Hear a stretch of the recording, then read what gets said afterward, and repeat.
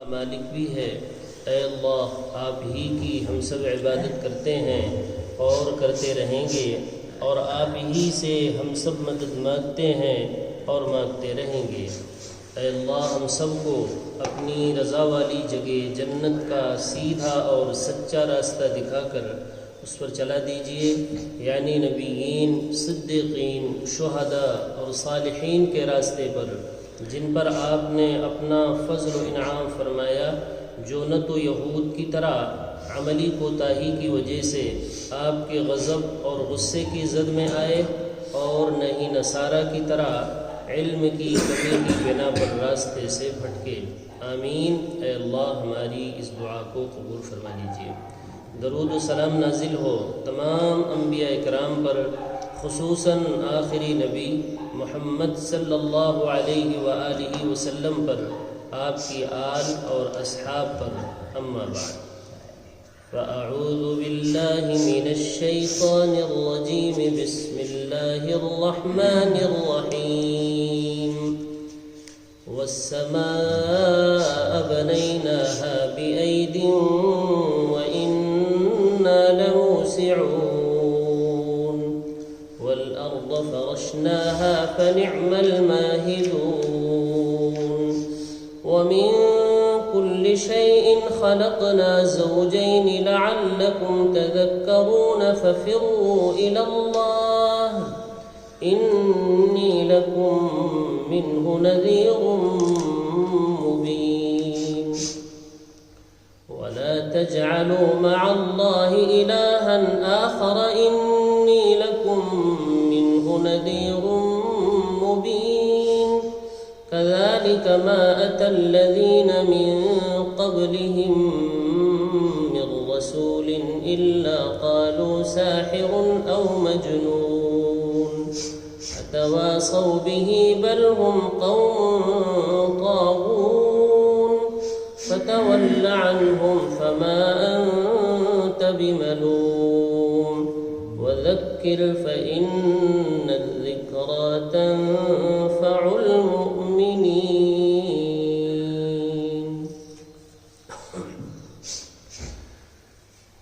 یہ سورہ ذاریات سورہ نمبر 51 کی آیت نمبر 47 سے لے کر 55 تک۔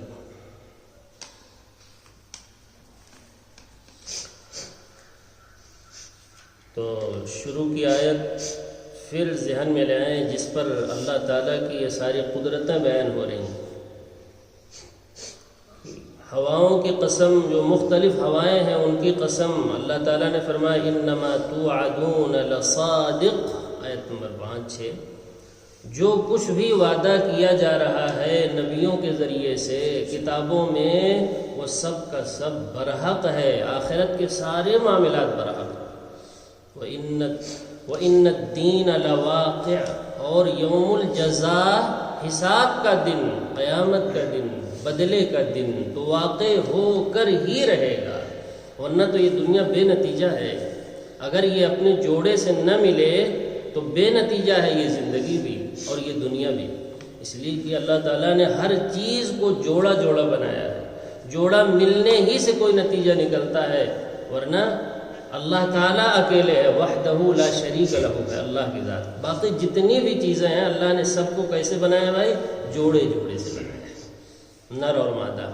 اسی طریقے سے مقابل میں بنایا ہے، رات ہے تو اس کے مقابلے میں دن ہے، سفید ہے تو اس کے مقابلے میں سیاہ ہے، سورج ہے، چاند ہے، سب کو جوڑے جوڑے بنایا، زمین ہے، آسمان ہے، ہر طرح خیر ہے تو شر ہے، جوڑے جوڑے بنایا ہر چیز۔ لیکن خود وحدہ لا شریک ہے، کوئی جوڑا نہیں، اکیلے ہے، وحدہ لا شریک ہے، بہت ہی زبردست طاقت والا ہے۔ اس کی طاقت کا بیان پچھلے 2 درس میں تاریخی اعتبار سے ہوا، کہ تاریخ شاہد ہے کہ فلاں فلاں فلاں قوموں کو اللہ نے کیسے تہس نہس کیا تھا، کیسے تہو بالا کیا تھا، کیسے برباد کیا، نیست و نابود کیا، جب انہوں نے اللہ کے پروگرام کو حق نہیں جانا، آخرت کو برحق نہیں مانا، اس زندگی کو بے نتیجہ بتایا اپنے عمل سے۔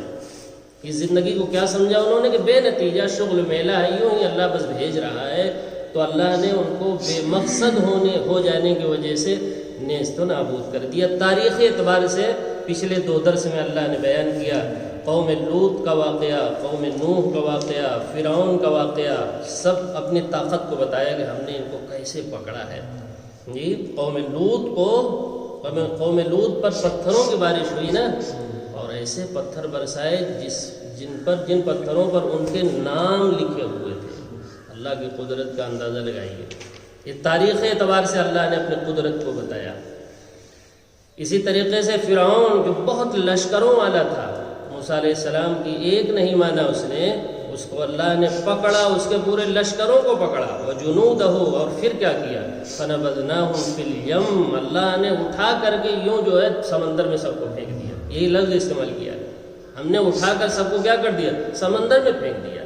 جیسے کوئی چیز کوڑا کباڑ ہو، ایک ہاتھ میں لو پھینک دو، یہ لفظ استعمال کیا۔ ظاہر سی بات ہے اللہ کے لیے تو کوئی حیثیت ہی نہیں، پوری دنیا مچھر کے پر کی بھی حیثیت نہیں رکھتی اللہ کی عظمت اور اللہ کی بڑائی کے مقابلے۔ اسی طریقے سے قوم عاد کو کیسے تہوبالا کیا، ہواؤں کے ذریعے سے 7 راتیں اور 8 دن مسلسل ہواؤں کو چلا کر کے ان کو تہس نہس کر دیا اللہ نے۔ اللہ وہی ہوا جو رحمت بنتی ہے، وہی ہوا ان کے لیے کیا بنا دیا، رحمت بنا دیا۔ الگ سے کوئی فوج لانے کی ضرورت اللہ کو نہیں ہے، یہی چیزیں جو ہمارے لیے رحمت بنتی ہیں، اسی کے ذریعے سے قوموں کو اللہ برباد بھی کرتا ہے۔ یہی بارش جو زمین میں فصلوں کے اگنے کا ذریعہ ہے، اسی بارش کے ذریعے سے قوموں کو اللہ نے پھر تباہ بھی تو کیا ہے۔ قوم نوح کو کیسے برباد کیا، کیسے تباہ کیا، بارش کے ذریعے، سیلاب کے ذریعے۔ اسی طریقے سے قوم سمود، ان کو بھی اللہ نے صیحہ کے ذریعے، چیخ کے ذریعے، زلزلے کے ذریعے سے ان کے بڑے بڑے مضبوط مکان جو پہاڑوں میں انہوں نے تراش رکھے تھے، سب کا سب جو ہے ان کے لیے قبرستان بنا دیا اللہ نے، زلزلہ لا کر، رجفہ لا کر، صیحہ لا کر۔ اللہ اکبر، یہ اللہ نے تاریخی اعتبار سے اپنی طاقت کو بتایا کہ بتاؤ ہم کیسی قدرت والے ہیں، ہم تمہیں دوبارہ نہیں زندہ کر پائیں گے۔ تم نے ہماری قدرت میں اصل میں غور نہیں کیا، ورنہ تمہیں یقین آ جاتا کہ جو اللہ بتا رہا ہے اپنی کتاب میں 1.25 لاکھ نبیوں کے زبانی جو سب سچے تھے، سب نے آ کر یہ خبر دی کہ بھائی آگے زندگی ہے، بلکہ اصل زندگی ہے، تیاری کر کے مرنا، بے تیاری کے مت مرو، آگے تمہیں زندہ کیا جائے گا۔ جیسے تمہارے چاہے بغیر یہاں اللہ نے بھیج دیا ہے، ایسے تمہارے چاہے بغیر دوبارہ اٹھا دے گا، حساب و کتاب ہوگا، سب چیزیں برحق ہیں۔ 1.25 لاکھ پیغمبروں نے جو سب سچے تھے، اور اپنی سچی کتابوں میں اللہ نے یہ پلان اور پروگرام سب بیان کیا۔ تو اللہ نے اپنی قدرت کو وہاں دکھایا۔ اب اللہ اپنی قدرت دکھاتے ہیں آفاق میں، جہان میں غور کرو، آسمان میں، زمین میں، چیزوں میں غور کرو، ہم کیسے طاقت والے ہیں، تم نے غور نہیں کیا، اسی لیے تم نے بعد الموت کا انکار کیا ہے۔ اگر تم ہماری طاقت میں، ہماری قدرت میں، جو تمہاری نظروں کے سامنے ہماری طاقت موجود ہے، اس میں غور کرتے تو کبھی اللہ کی بات کا انکار نہ کرتے۔ اچھا چلو غور کرو، تم نے تاریخی اعتبار سے دیکھ لیا کہ ہم نے قوموں کو کیسے برباد کیا، اب چلو آفاق میں، جہان میں ذرا غور کرو۔ والسماء بنیناہا، آسمان کو ہم نے بنایا ہے اور اکیلے بنایا ہے، کوئی شریک نہیں، اس آسمان کو بنانے میں کوئی شریک نہیں، اکیلے اللہ نے بنایا۔ والسماء، سما مانے آسمان، بنیناہا، ہم نے اکیلے بنایا ہے، کوئی بنانے میں شریک نہیں۔ کیسے بنایا ہے؟ بِأَيْدٍ، اپنی طاقت سے، اپنی قدرت سے ہم نے بنایا ہے اکیلے۔ بِأَيْدٍ، عید کے معنی میں سے ہاتھ کے آتے ہیں، یہاں مراد اللہ کی طاقت ہے، قدرت ہے، حکم ہے، اللہ نے اپنے حکم سے آرڈر سے بنا دیا، بغیر کسی نمونے کے، بغیر کسی مٹیریل کے، محض کس کے ذریعے سے؟ کن کے ذریعے سے۔ اتنا زبردست آسمان، وہ بھی ایک نہیں بھائی، 7 سماوات، اوپر نیچے 7 آسمان، اوپر نیچے 7 آسمان اللہ تعالیٰ نے بنایا۔ بِأَيْدٍ وَإِنَّا لَمُوسِعُونَ، اور ہم بہت ہی وسعت والے ہیں، بہت ہی وسعت والے ہیں۔ آپ سوچو کہ یہ آسمان اللہ نے کہاں کھڑا کیا ہے؟ کوئی بتا سکتا ہے اور اس کی پیمائش کر سکتا ہے بھائی کتنا لمبا چوڑا آسمان اللہ نے بنایا، کتنا بلند آسمان بنایا؟ وَإِنَّا لَمُوسِعُونَ، اور ہم بہت وسعت دینے والے ہیں۔ آسمان کو اتنا وسیع بنایا ہے، اتنا وسیع بنایا ہے، آج تک کوئی ناپ ہی نہیں سکا کہ اس کی بلندی کہاں ہے اور اس کی چوڑائی کتنی ہے، یہ کہاں تک پھیلا ہوا ہے، ناپ ہی نہیں سکا۔ سوچو ہم کیسی طاقت والے ہیں، اتنے بڑے آسمان کو بغیر ستون کے بنا کر تمہاری نظروں کے سامنے ہم نے کھڑا کیا ہوا ہے، پھر بھی ہماری قدرت میں تمہیں شک ہے کہ ہم تمہیں دوبارہ نہیں اٹھا پائیں گے۔ لخلق السماوات والارض اکبر من خلق الناس، آسمان و زمین کا بنانا بڑی بات ہے ایک چھوٹے سے انسان کو دوبارہ پیدا کرنے کے مقابلے میں۔ تو آسمان و زمین کو تو ہم نے جو بڑی چیز تھی بنا کے کھڑا کر دیا ہے، اور وہ ترونہا کوئی ڈھکی چھپی چیز نہیں ہے، تمہاری نظروں کے سامنے سب موجود ہے۔ سبحان اللہ وبحمدہ۔ والسماء بنیناہا بأید، ہم نے ہی آسمان کو بنایا ہے بأید، اپنی قوت سے، اپنی قدرت سے، بغیر کسی مٹیریل، بغیر کسی نمونے کے، محض کن کے ذریعے سے۔ اس کا ضابطہ کیا ہے چیزوں کے کرنے کا؟ اذا اراد شیئا ان یقول له کن فیکون، جب وہ کسی شے کا ارادہ کرتا ہے تو بس یہ کہتا ہے ہو جا، بس وہ چیز ہوتی چلی جاتی ہے۔ تو اللہ ایک ڈانٹ لگائے گا، فإنما هي زجرة واحدہ، لوگوں سب کے سب اٹھ جاؤ، سب لوگ بغیر کسی تاخیر کے دوسرے لمحہ ہی سب میدان میں ہوں گے۔ آدم علیہ السلام سے آخری انسان، فَإِذَا هُمْ بِالسَّاهِرَةِ، یہ سب قرآن میں اللہ نے بیان کیا ہے، وہ اللہ ہے۔ وَإِنَّا لَمُوسِعُونَ، اور ہم بہت ہی وسعت والے ہیں۔ دیکھو نا آسمان کو کیسا وسیع و عریض بنایا ہے ہم نے، کوئی آج تک ناپ سکا ہے؟ کوئی پہنچ سکا ہے بھائی؟ اللہ اکبر۔ اور سنو، وَالْأَرْضَ فَرَشْنَاهَا، جس زمین پر تم چلتے ہو پھرتے ہو، تمہاری ساری ضرورتیں زندوں کو بھی اور مردوں کو بھی پوری ہو رہی ہیں، اس زمین کو ہم نے بچھایا ہے، ہماری زمین ہے، ہم نے بچھایا ہے۔ والارض فرشناها، فرش یہی فرش ہم نے بچھایا ہے فرش کے طور سے۔ فنعم الماہدون، کیا ہی خوب بچھایا ہے۔ ایسا کوئی فرش دیکھا ہے جس سے غلہ بھی اگتا ہو، پٹرول بھی نکلتا ہو، تمام چیزیں نکلتی ہیں، لوہا، تانبا، سونا، چاندی، انسان بھی اسی سے نکلتا ہے۔ واللہ انبتکم من الارض نباتا، اللہ سبحانہ ہی ہے جس نے تم کو ایک خاص انداز سے اسی زمین سے تمہیں اگایا ہے۔ غذائیں سب کون اگاتا ہے؟ اللہ تعالیٰ۔ پھر انہی غذاؤں کو اللہ نچوڑتا ہے اپنی حکمت سے، اپنے پروگرام سے، اور انسان کو اسی سے تو بناتا ہے۔ اسی لیے اللہ نے کہا سورہ نوح کے اندر، واللہ انبتکم من الارض نباتا، اللہ ہی تو ہے جس نے تمہیں زمین سے اگایا ہے۔ عجیب لفظ استعمال کیا، غور کرو گے تو بات حقیقت ہے، اگایا ہے اللہ نے ہم کو زمین سے۔ تو فرمایا سبحان اللہ، اسی تو اللہ نے تعریف کیا، فنعم الماہدون، کیا ہی خوب ہم بچھانے والے ہیں۔ ایسا بھی کوئی فرش دیکھا ہے جس میں سے انسان نکلتے ہوں، انسان اگتے ہوں، پھر زندوں اور مردوں تمام کے لیے یہ زمین کافی ہے۔ الم نجعل الارض کفاتا احیاء و امواتا، کیا زمین زندہ اور مردہ دونوں کے لیے کافی نہیں ہے؟ اللہ تعالیٰ پوچھتے ہیں، سوال پوچھتے ہیں، الم نجعل الارض کفاتا احیاء و امواتا، زندوں کے لیے بھی کافی ہے کہ جب تک ہم زندہ ہیں زمین کے اوپر رہتے ہیں اور ساری ضرورتیں، دوا ہو، غذا ہو، لباس ہو، جتنی بھی ضرورتیں سب اسی فرش سے اللہ پوری کرتے ہیں، اور جب مر جاتے ہیں تو پھر کہاں چلے جاتے ہیں؟ اسی زمین کے نیچے۔ منہا خلقناکم وفیہا نعیدکم ومنہا نخرجکم تارۃ اخری، اسی زمین سے ہم نے تم کو پہلی بار بھی پیدا کیا ہے، پھر مار کر اسی میں پھر ڈالتے ہیں، اور ایک دن آئے گا اسی سے ہم پھر نکال لیں گے تمہیں حساب کے لیے۔ والارض فرشناہا، اور زمین کو ہم نے ہی بچھایا ہے، وہاں بھی کوئی شریک نہیں ہے۔ تو لوگوں عبادت میں کیوں شرک کرتے ہو؟ جب کہیں کوئی شریک ہی نہیں ہے، ہر چیز کو اللہ نے اکیلے بنایا ہے، تو اس کی عبادت میں بھی، توحید میں بھی کسی کو شریک نہ ٹھہراؤ، یہ انصاف ہے۔ فنعم الماہدون، اور سنیے اللہ کی قدرت آفاق میں، آفاق مانے جہان میں، ومن کل شیء خلقنا، ہر شے کو ہم نے ہی پیدا کیا ہے اور جوڑا جوڑا پیدا کیا۔ ابھی جو ہم نے شروع ہی میں بتایا تھا وہی بات، ومن کل شیء، ہر شے کو ہم نے کیسے پیدا کیا؟ خلقنا، اولاً تو ہم نے پیدا کیا ہے، کوئی اور نہیں۔ جتنی بھی چیزیں ہیں سب کے خالق ہم اکیلے ہیں۔ زوجین، جوڑا جوڑا پیدا کیا ہے، نر اور مادہ پیدا کیا ہے،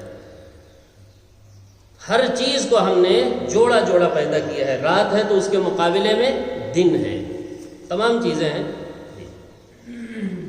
تو یہ کیسے ہو سکتا ہے کہ دنیا کا کوئی جوڑا نہ ہو؟ ہر چیز کو جوڑا جوڑا بنایا ہے، تو دنیا کا کوئی جوڑا ہی نہیں ہے۔ دنیا کا جوڑا کیا ہے؟ آخرت۔ دنیا کی زندگی کا جوڑا کیا ہے؟ آخرت کی زندگی۔ اگر آپ دنیا کو اس کے جوڑے آخرت سے ملا کر کے یہاں زندگی نہیں گزاریں گے تو یہ زندگی اور یہ دنیا بے نتیجہ ہے بھائی، کوئی نتیجہ اس دنیا کا نہیں ہے۔ وَمِن كُلِّ شَيْءٍ خَلَقْنَا زَوْجَيْنِ، اور ہم نے ہر شے کو جوڑا جوڑا بنایا ہے۔ کہ اس دنیا کا بھی ایک جوڑا ہے، ذرا غور کرو گے تو تمہیں پتہ چلے گا، آخرت ہے۔ جب تک اس دنیا کی زندگی کو آخرت کی زندگی سے ملا کر نہیں گزارو گے، یہ زندگی بے معنی ہے، بے حقیقت ہے، کوئی حقیقت نہیں پھر۔ اور قوموں کو اللہ نے اسی لیے برباد کیا، اسی لیے عذاب ان پر ڈالا، چونکہ وہ اس دنیا کو اپنے عمل سے بے نتیجہ بتا رہے تھے، بیکار بتا رہے تھے۔ اور مومن کون ہوتا ہے؟ جو یہ کہتا ہے، یہ سمجھ جاتا ہے اپنی زندگی کے اندر، اور کیا کہہ اٹھتا ہے؟ پکار اٹھتا ہے، ربنا ما خلقت هذا باطلا، اے ہمارے پروردگار، اس پورے جہان کو، اس دارالعمل کو آپ نے بیکار نہیں پیدا کیا ہے، با مقصد پیدا کیا ہے۔ کیوں جو ہے ہم نے جوڑا جوڑا بنایا؟ لعلکم تذکرون، تاکہ تم نصیحت حاصل کرو۔ یہ کیسے ہو سکتا ہے کہ ہر چیز اپنے جوڑے سے مل کر نتیجہ خیز ہوتی ہے؟ تو دنیا جب تک اپنے جوڑے سے نہ ملے، آخرت سے نہ ملے، آخرت کا تصور انسان کو دلی دماغ میں نہ ہو، تو یقیناً یہ بے نتیجہ ہے۔ تاکہ تم غور کرو اس بات میں کہ دنیا کا بھی ایک جوڑا ہے، لعلکم تذکرون، تاکہ تم کیا کرو بھائی؟ ہر چیز کو جوڑا جوڑا دیکھ کر کے کس کا جوڑا تلاش کر لو؟ دنیا کا، کہ دنیا کا جوڑا بھی آخرت ہے، دنیا کی زندگی کا جوڑا آخرت کی زندگی ہے۔ لعلکم تذکرون، جس کی تیاری تمہیں یہیں کر کے جانا ہے۔ آخرت کی زندگی کی تیاری کہاں سے کرنا ہے؟ قبر کے اندر اطمینان سے نہیں، یہیں کرنا ہے، ورنہ بے مقصد ہے یہ زندگی، کوئی مقصد پھر اس زندگی کا نہیں ہے۔ اگر آخرت کا تصور انسان کے دل دماغ میں نہیں ہے تو بے نتیجہ ہے۔ لعلکم تذکرون، لہذا تاریخی اعتبار سے اللہ کی قدرت کھل کر تمہارے سامنے آ گئی۔ جی، قوموں کے واقعات میں اللہ نے اپنی قدرت کو بتایا، اسی طریقے سے آفاقی اعتبار سے جہان میں بھی اللہ نے مختصر انداز میں یہاں اپنی قدرت کا تذکرہ کیا۔ اب اصل مقصد کی طرف آتے ہیں اللہ تعالیٰ۔ ان سب کے ذکر کرنے کا مقصد یہ ہے کہ فَفِرُّوا إِلَى اللَّهِ، اللہ کی طرف دوڑو، تم اللہ کی طرف آؤ۔ کہاں سے بھاگ کر آنا ہے؟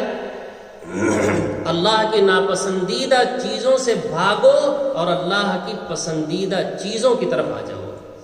ہم نے اللہ کہتے ہیں اتنی لمبی تقریر تاریخی اعتبار سے اپنی قدرت بتایا، کائناتی اعتبار سے اپنی قدرت تمہارے سامنے ہم نے رکھا۔ وَالسَّمَاءَ بَنَيْنَاهَا بِأَيْدٍ وَإِنَّا لَمُوسِعُونَ، یہ سب اس لیے رکھا ہے تاکہ تم بغیر کسی تاخیر کے اللہ کی طرف دوڑو اللہ کی طرف، لپکو اللہ کی طرف۔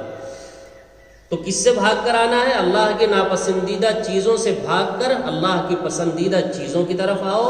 اسی طریقے سے جہالت سے بھاگ کر علم کی طرف آؤ، کفر سے بھاگ کر کے ایمان کی طرف آؤ، معصیت سے بھاگ کر کے اطاعت کی طرف آؤ، اسی طریقے سے غفلت سے بھاگ کر کے اللہ کے ذکر کی طرف آؤ، اسی طریقے سے اللہ کے عذاب سے بھاگ کر کے اللہ کی رحمت کی طرف آؤ۔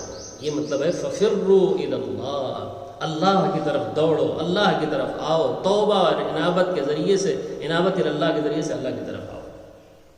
فَفِرُّوا إِلَى اللَّهِ، اور اللہ یہ کون کہہ رہا ہے معلوم ہے؟ یہ کہلوایا جا رہا ہے محمد صلی اللہ علیہ وسلم سے۔ یہاں قل نہیں ہے لیکن مضمون وہی ہے، اے نبی آپ کہیے، یہی اسی معنی میں ہے، کہیے کہ لوگوں اب تو اللہ کی طرف آؤ۔ اللہ کی اتنی زبردست قدرت تم نے سن لی کہ اللہ کے علاوہ کسی کے ہاتھ میں کچھ بھی نہیں ہے، کوئی نفع نقصان کا مالک نہیں ہے، زندگی اور موت کا مالک نہیں ہے، ہر چیز کا مالک حقیقی اللہ تعالیٰ، لہذا اس کی طرف آؤ، لب کو دوڑو۔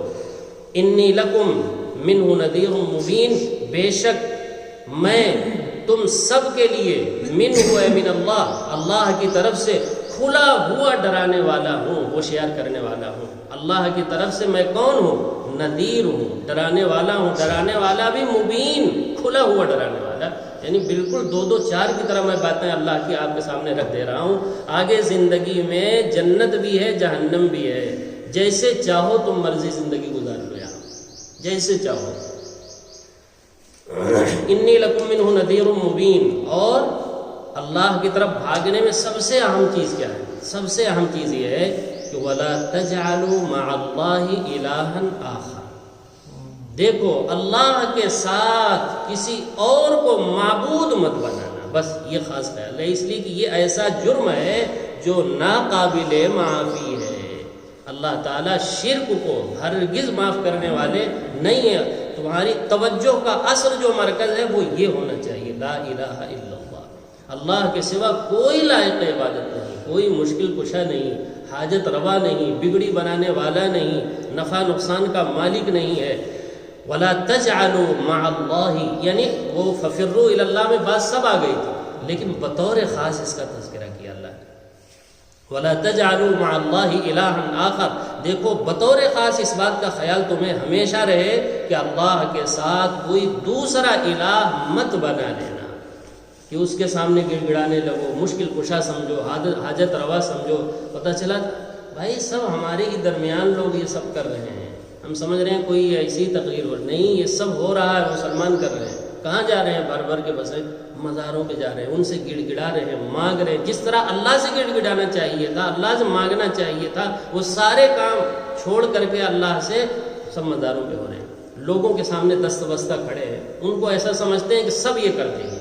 ہاں گڑ گڑاتے ہیں، کہتے ہیں ارے آپ کے ہاتھ میں سب کچھ ہے، آپ چاہ لیں گے تو ہو جائے. کہتے نہیں اس طرح. کیا ایسے ہی ہے؟ بالکل نہیں.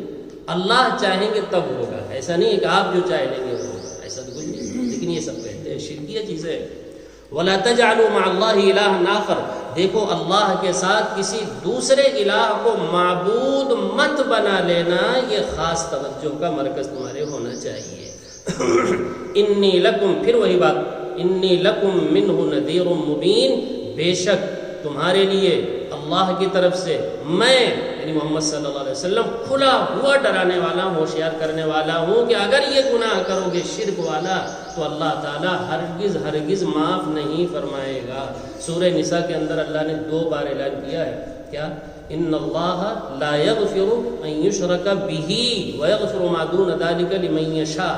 یقیناً اللہ تعالیٰ شرک کو ہرگز ہرگز معاف نہیں فرمائے گا، اس کے علاوہ جتنے بھی گناہ ہوں گے چاہے گا تو معاف فرما دے گا، اور چاہے گا تو اس میں بھی پکڑ کر لے گا.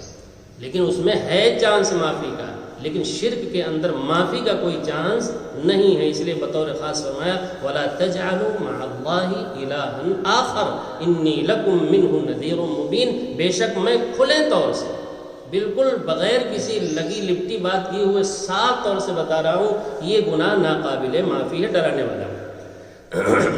اب جو ہے محمد صلی اللہ علیہ وسلم کو ایسی خوبصورت دعوت پیش کیا مکے والوں کے سامنے، لیکن انہوں نے آگے سے کیا جواب دیا؟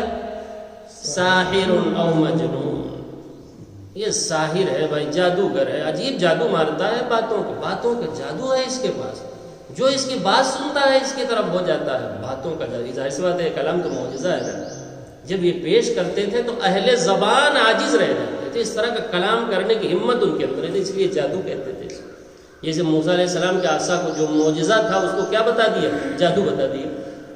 اور اس جیسے بات لانے سے معجزہ یعنی جادو لانے سے خود عاجز بھی ہو گئے، سب عاجز ہو گئے. تو محمد صلی اللہ علیہ وسلم کو کیا کہتے تھے؟ ساحر. اور کیا کہتے تھے؟ مجنون. یعنی اتنی خوبصورت توحید کی دعوت سننے کے بعد، اللہ کا پروگرام سننے کے بعد بھی آخر میں مانے تھوڑے. کیا کہا انہوں نے؟ ساحر ہے، اس سے زیادہ بات مت کرو، جادوگر ہے، جادو کر دے گا تم لوگوں پر. مجنون ہے، دیوانہ ہے، باپ دادا کا دین چھوڑے ہوئے ہے، مجنون آدمی ہے، جانے دو، اس کو جنون ہے کسی چیز کا، یہ کہتے تھے.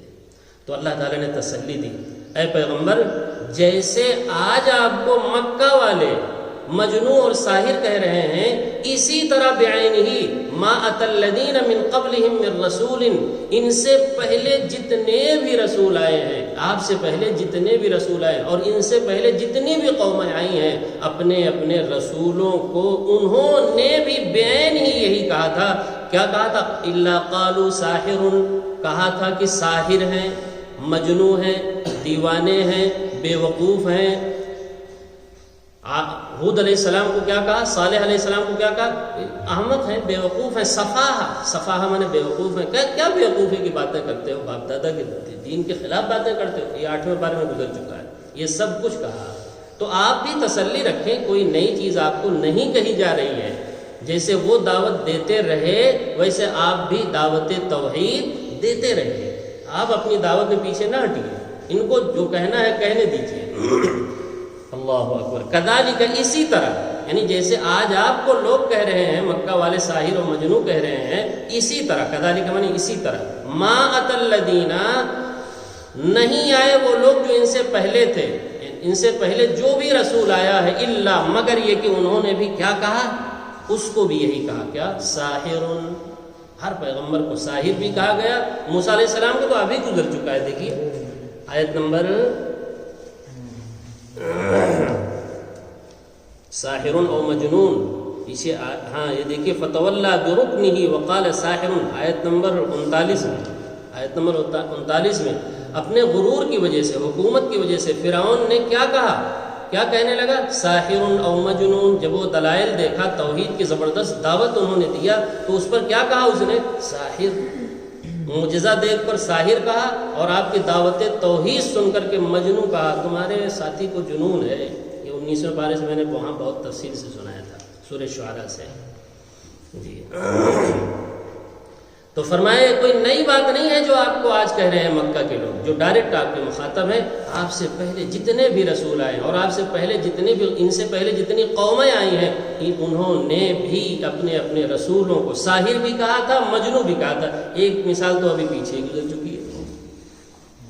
عجیب بات ذرا سنیے، فرمایا اتواصوا بہ، ایسا لگتا ہے، ایسا ہے نہیں لیکن لگتا ایسے ہی ہے کہ ایک دوسرے کو یہ وصیت کرتے چلے آئے ہوں اسی بات کی. اتواصوا بہ، کیا یہ لوگ ایک دوسرے کو وصیت کرتے آئے ہیں؟ ایک کانفرنس کیا تھا کیا انہوں نے کہ بھائی سب لوگ اپنے اپنے پیغمبروں کو یہی کہنا.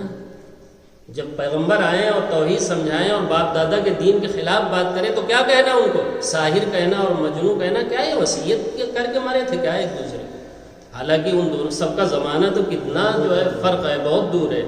لیکن اللہ کہتے ہیں اتنی یکسانیت ان کے لفظوں میں ہے. سوچئے ذرا، سب لوگ وہی کہہ رہے ہیں، کیا ساحر ہیں، مجنون ہیں، اپنے اپنے وقت کے پیغمبروں کو. تواصوا بہ، کیا ایک دوسرے کو وصیت کر کے مرے تھے؟ یہی کہنا ہے پیغمبروں کو اور ان کی بات نہیں ماننا ہے، یہ وصیت کر کے مرے تھے؟ اللہ نے کہا نہیں، وصیت نہیں کر کے مرے تھے. ان کے زمانے میں تو بہت بعد ہے، بہت دوری ہے ایک دوسرے کے. بات دراصل یہ ہے، بل ہم قوم طاغون، سب کے سب یہ باغی قوم تھے، سب طاغی تھے، سب سرکش تھے. چاہے وہ نوح علیہ السلام کی قوم ہو، چاہے وہ شعیب علیہ السلام کی ہو، ہود علیہ السلام کی ہو، صالح علیہ السلام کی ہو، لوط علیہ السلام کی ہو، جتنے بھی تھے سب یہ باغی تھے، طاغی تھے. یہ سب ناکام ہیں. آپ یہ نہ سوچیں گے کہ زیادہ تھے تو یہ کامیاب ہوں گے. جدھر زیادہ لوگ ہیں ادھر کامیاب ہیں. بھائی ابراہیم علیہ السلام کے ساتھ ان کی دعوت میں کوئی تھا ان کے ساتھ؟ صرف ایک آدمی، فآمن لہ لوط. ان کے بھتیجے صرف لوط علیہ السلام ان پر ایمان لائے اور کوئی نہیں لائے. وہ دونوں پھر ہجرت کر گئے اپنے شہر سے. والد صاحب نے ان کو نکال دیا. اس کا تفصیلی واقعہ 16ویں پارے میں موجود ہے. تو کیا فرمایا، وصیت نہیں کیے تھے. ان کے زمانے میں تو بڑا فرق ہے، کہاں سے وصیت کریں گے؟ پیدا بھی نہیں ہوئے تھے. نوح علیہ السلام کی قوم جب آئی تو محمد صلی اللہ علیہ وسلم کی قوم پیدا ہوئی تھی، پتہ نہیں کتنے ہزار سال بعد آئی ہے. لیکن بات وہی کیا سب، ساحر اور مجنون ہی کہا اپنے اپنے پیغمبروں کو. وصیت نہیں کیا، بلکہ بل ہم قوم طاغون، بلکہ یہ سب کے سب جو ہے طاغی اور باغی اور سرکش قوم تھے، ناکام ہو کے رہ گئے سب نبیوں کے بات نہ ماننے کی وجہ سے. فتول عنہم، اے پیغمبر محمد صلی اللہ علیہ وسلم آپ اپنا رخ ان سے پھیر لیجیے. آپ نے دعوت پہنچا دیا ہے، آپ نے اپنی ذمہ داری پوری کر دی ہے. آپ ان کے پیچھے نہ پڑے رہیں کہ آپ بات منوا کر ہی رہیں گے، یہ آپ کے ذمے ہم نے نہیں لگایا ہے.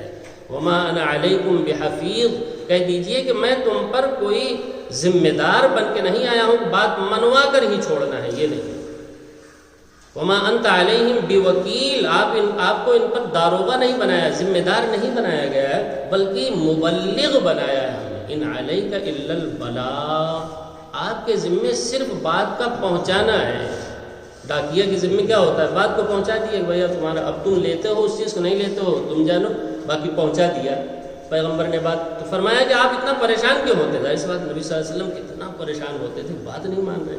اسی کو تسلی دی جا رہی ہے فتول عنہ، آپ اب ان سے رخ پھیر لیجیے، آپ بہت ان کے ساتھ ان کے لیے پریشان نہ ہوئیے. جو مکہ کے سردار ہیں وہ بات نہیں مان، سردار تو کبھی بات نہیں مانے. جی نبیوں کے بعد کے سب سے پہلے منکر کون ہوتے تھے؟ جو سردار قسم کے لوگ ہوتے تھے. ملا، جس کو قرآن نے قال الملأ الذین کفروا، جو کھاتے پیتے لوگ تھے، سردار قسم کے لوگ تھے، چودھری قسم کے لوگ تھے، وہی سب سے پہلے نبی کی مخالفت کرتے تھے. فتول عنہم، آپ ان سرداروں سے جو بات نہیں مان رہے ہیں، بات پہنچ چکی ہے آپ کی مخالفت پر، یہ کمر بستہ ہیں، ان سے آپ رخ پھیر لیجیے. فما انت بملوم، آپ پر کوئی ملامت نہیں. آپ سے ہم نہیں پوچھنے والے ہیں کہ آپ نے ان کو بات منوایا کیوں نہیں، نہ ہم بالکل نہیں پوچھیں. ہم جان رہے ہیں آپ بات پہنچا چکے ہیں، آپ پر کوئی ملامت، کوئی داروگیر بالکل نہیں ہے. آپ کو کیا کرنا ہے، کیا چھوڑ دینا ہے؟ پھر نہیں، چھوڑنا نہیں ہے، بلکہ وذکر، آپ کو واعظ و نصیحت کرتے ہی رہنا ہے، یاد دلاتے ہی رہنا ہے. لیکن کس کے ذریعے سے واعظ کرنا ہے؟ کہ وذکر کے ذریعے سے پیچھے آ چکا ہے سورہ قاف کے آخر میں، وہ دیکھ لیجئے کس سے واعظ کرنا. وذکر بالقرآن، وہاں بھی وہی ہوگا. یہ نہیں یہاں نہیں ذکر کیا تو کسی اور کتاب سے واعظ کرنا، نہ اب تو کسی آسمانی کتاب سے بھی واعظ نہیں کرنا ہے آپ کو، تو باقی کتابیں تو چھوڑ دیجیے. فذکر بالقرآن، جو واعظ کرنا ہے وہ قرآن ہی سے کرنا ہے، کسی اور سے نہیں. فرمایا وذکر، آپ یاد دلاتے رہیں، آپ ان کو سمجھاتے رہیں قرآن کے ذریعے سے. کیوں؟ کیا فائدہ ہوگا؟ یہ تو ماننے والے نہیں، فائدہ یہ ہوگا فإن الذکرى تنفع المؤمنین، اس لیے کہ وعظ اور نصیحت کرنا ایمان لانے والوں کے لیے نفع بخش ہے. جن کے مقدر میں ایمان ہے، آپ کو تو پتہ نہیں ہے بھائی، پیغمبر کو پتہ نہیں، داعی کو پتہ نہیں کون ایمان لائے گا کون نہیں، لیکن اللہ کو معلوم ہے نا کن کے مقدر میں ایمان ہے. تو آپ بات کرتے رہیں، سب سے کریں. جن کے مقدر میں ایمان ہوگا وہ اسی قرآن کو سن کر کے ایمان لے آئیں گے، اور جو ایمان لا چکے ہیں اس قرآن کے ذریعے سے ان کا ایمان اور بڑھے گا. تو فائدہ ہی ہے نا. جن کے مقدر میں ایمان لانا ہے وہ اس قرآن کو سن کر ایمان لائیں گے، اور جو ایمان لا چکے ہیں وہ ان کا ایمان ان آیتوں کو سن کر اور بڑھتا رہے گا. لہذا آپ کو قرآن سنانا نہیں چھوڑنا ہے، قرآن تو سناتے ہی رہنا ہے. جب جب نازل ہو جو باتیں آپ عام طور سے سنائیں گے، اس لیے کہ آپ کو علم غیب نہیں ہے کہ کس کے مقدر میں ایمان ہے، کس کے مقدر میں نہیں ہے. لہذا آپ تو بات کو سناتے ہی رہیں. وذکر یعنی وذکر بالقرآن، آپ قرآن کے ذریعے سے واعظ و نصیحت کرتے رہیں. فإن الذکر، اس لیے کہ واعظ و نصیحت کرنا قرآن کے ذریعے سے تنفع المؤمنین، مومنین کو نفع دیتا ہے. ان کو بہرحال نفع ہوگا کہ ان کا ایمان بڑھے گا، اور جن کے مقدر میں ایمان ہے وہ قرآن سن کر کے ایمان لائیں گے، ایمان میں داخل ہوں گے. اللہ تعالیٰ سے دعا ہے کہ قرآنی باتوں کو پوری توجہ کے ساتھ، عظمت کے ساتھ، محبت کے ساتھ سننے کی، سمجھنے کی، اور پھر اس پر اخلاص کے ساتھ عمل کرنے کی توفیق عطا فرمائے. جب تک زندہ رکھے صحیح ایمان، صحیح اسلام پر زندہ رکھے. جب موت آئے تو صحیح ایمان، صحیح اسلام پر موت آئے. سبحانک اللہم و بحمدک، اشہد ان لا الہ الا انت، استغفرک.